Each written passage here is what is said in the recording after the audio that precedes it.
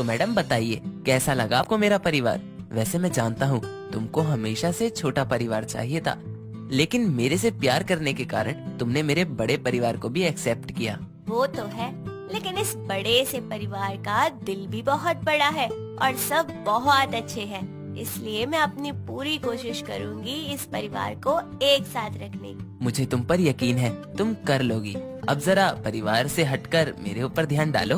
थोड़ी बातें करने के बाद दोनों अपनी शादी की पहली रात को एंजॉय करते हैं, लेकिन दरवाजे पर कान लगाए खड़ी सुनैना निशा की बातें सुनकर बोलती है। इस परिवार का दिल देखकर बड़ी खुश हो रही हो ना देवरानी जी। जब इस बड़े से परिवार के काम कर कर के तुम्हारी कमर टूटेगी ना, तो देखना तुम खुद तोड़ोगी इस परिवार को। और तुम्हारे आने से मुझे भी एक हथियार मिल गया, जिसके कंधे पर रखकर मैं बंदूक चलाऊंगी। सुनैना निशा के सहारे इस हंसते खेलते परिवार में फूट डलवाना चाहती थी। अगली सुबह निशा जल्दी उठकर नहा धोकर रसोई में जाती है, जहां ममता और गीता होते हैं। और नई बहू को समय से पहले उठता देखकर गीता बोलती है, अरे वाह बहू, तुम तो बहुत जल्दी उठ गई। चाची जी, अब मैं इस घर की बहू हूँ और मेरे होते हुए मैं आपको काम थोड़ी ना करने दूंगी। माँ जी और आप हटिए, मैं बनाती हूँ खाना। बहू, पहले तुमको मीठा बनाना है, इसलिए बाकी का खाना हम बना देते हैं, तुम आखिरी में मीठा बना देना। तो माँ जी, मैं सबसे पहले मीठा ही बना देती हूँ, फिर बाकी का खाना बना दूंगी। इससे रसम भी हो जाएगी और मैं खाना भी बना लूंगी। चलिए अब हटिए। बेटा, इतने लोगों का खाना बनाकर थक जाएगी अकेली, हमें मदद करने दे। अरे इतने सालों से जब आप नहीं थकी तो मैं कैसे थकूंगी। सच्ची दीदी, बड़ी ही गुनी बहू मिली है आपको, वरना मेरी बहू को देखो, मैडम जी अभी तक सो रही हैं। चाची जी, तो क्या मैं बस माँ जी की बहू हूँ, आपकी नहीं?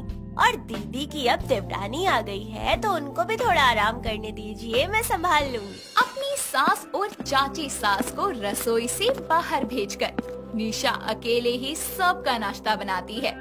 कुछ देर में घर के सभी सदस्य उसके हाथ का नाश्ता खाने के बाद तारीफों के पुल बांधते हैं।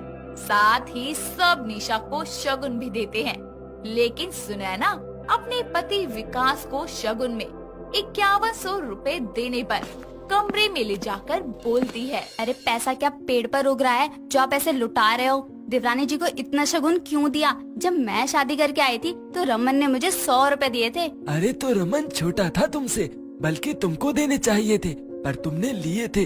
वैसे भी रमन और मैं अलग नहीं है, ये पूरा परिवार हमारा है। तो क्या हुआ, नई बहू को शगुन ज्यादा दे दिया तो?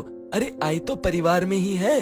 जी नहीं, वो बड़ी माँ का बेटा है और निशा उनकी बहू। ये पूरा एक परिवार है और इस बड़े से परिवार में रिश्तों को बांट के छोटा मत करो। निशा के आने के बाद से सुनैना और चिढ़ने लगी थी। वो चाहती थी कि एक ऐसी लड़की आती जो इस बड़े से सुखी परिवार में दरार लाती, ताकि वो अपने पति के साथ अलग हो सके। लेकिन निशा तो बड़े ही प्यार से इस पूरे परिवार को एक करने में लगी थी। ऐसे ही एक दिन निशा को जब उसकी माँ का कॉल आता है, तो वो उनसे बोलती है, हाँ माँ, मैं एकदम अच्छी हूँ। इस बड़े परिवार की बहू बनकर मैं बहुत सुखी हूँ। पहले तो मुझे लगता था कि बड़ा परिवार होना एक बहुत बड़ा झंझट है, सुबह शाम बस काम और खाने में ही लगे रहो। लेकिन जब से मुझे सबका प्यार मिलने लगा है ना, सच कह रही हूँ, मुझे तो बहुत खुशी होती है। अच्छा माँ, अभी मैं फोन रखती हूँ, माँ और चाची जी की चाय का टाइम हो गया है। निशा फोन काटकर रसोई में जाती है, लेकिन सुनैना निशा की फोन पर होने वाली बातें सुन लेती है और उसकी बातों को तोड़ मरोड़ कर ममता और गीता के सामने बताती है, जिसको सुनकर गीता बोलती है, दीदी अगर छोटी बहू को हम लोगों से इतनी दिक्कत है तो हम अलग हो जाते हैं। हाँ माँ जी, सही कहा, क्योंकि हम लोगों का काम करने में उसको बोझ लगता है। बाकी रमन और बड़ी माँ तो उसके सगे हैं। ऐसा नहीं हो सकता, मैं निशा से बात करती हूँ, अगर उसको काम करने में कोई दिक्कत है तो मैं कर लूंगी तेरे साथ, लेकिन ये परिवार नहीं टूटना चाहिए। कब तक बचाओगी बड़ी माँ? एक ना एक दिन तो छोटी देवरानी देवर जी को उकसाकर घर तुड़वा ही देंगी, तो अभी सही। सुनैना की लगाई आग से आज ये बड़ा सा परिवार बंटवारे की कगार पर आ जाता है। शाम को जब रमन और विकास घर आते हैं, तो गीता बंटवारे की बात करती है, जिसे सुनकर निशा बोलती है। पर चाची जी, आखिर ये बंटवारा क्यों करना है? हम सब एक साथ कितने खुश हैं और आप मेरे आते ही अलग क्यों होना चाहती हैं? मुझसे कोई गलती हो गई क्या? बहू अब क्या बोल रही है? आज तूने ही तो अपनी माँ से बोला ना कि काम करके थक जाती है इतने बड़े परिवार का, इसलिए हमने ये फैसला लिया है। क्या? मैंने? नहीं माँ जी, मैंने ऐसा कुछ नहीं कहा माँ से, बल्कि मैंने तो ये कहा था कि मैं बहुत खुश हूँ। बचपन से मुझे बस माँ का प्यार मिला है, लेकिन अब मुझे बाकी सारे रिश्तों के बारे में भी पता चल गया और उनका भी प्यार मिलने लग गया। मैं भला अपने अच्छे खासे परिवार को तोड़कर अपनी खुशियों को बर्बाद क्यों करूँगी?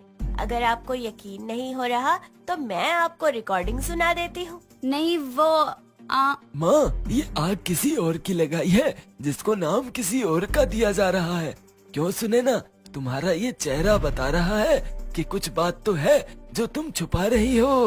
विकास के टोकने के बाद सुनैना सबको सच बताती है कि उसने ही निशा की बातों को गलत ढंग से सबको बताया, जिसको सुनकर गीता गुस्से में बोलती है। सुनैना बहू, तुमको इस परिवार की खुशियाँ रास नहीं आ रही है ना? तो ठीक है दीदी, होने ही दो बंटवारा। ये अलग रहकर खुश है तो यही सही, लेकिन मैं आपके साथ रहूंगी, इसको अलग कर दो। माँ, मैं भी आपके और बड़ी माँ के साथ रहूँगा। मेरी खुशी मेरे भाई और आप सबके साथ है। नहीं माँ जी, दीदी को अलग मत करिए। सुनैना दीदी, आप भले ही घर का कोई काम मत करना, मैं सब कुछ कर लूंगी, लेकिन प्लीज इस घर का बंटवारा मत कीजिए, घर से अलग मत होइए, क्योंकि खुशियाँ वही होती है जहाँ सब एक साथ होते हैं। इस बड़े से परिवार में कोई भी खुद को अकेला नहीं समझता, क्योंकि हर वक्त सब लोग एक दूसरे का दुख बांटने के लिए तैयार खड़े हैं। सबके फैसले और बातें सुनकर सुनैना की आंखों में आंसू आ जाते हैं और वो सबसे हाथ जोड़कर माफी मांगते हुए बोलती है।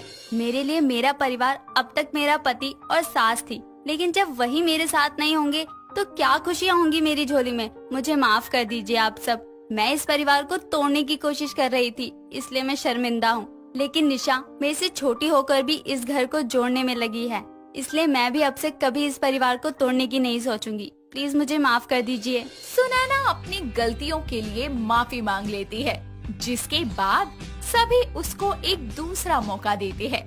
फिर दोनों देवरानी जेठानी